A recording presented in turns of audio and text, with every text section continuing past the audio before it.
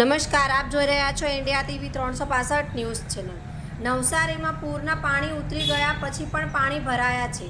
પાલિકાના કોઈ પણ અધિકારી આવીને પૂછતું નથી કે પાણી કેમ જતું નથી, કેમ કે નગરપાલિકાની ગટર લાઇનનું ઢાંકણ બંધ હોવાથી આ ગંદુ પાણી જતું નથી।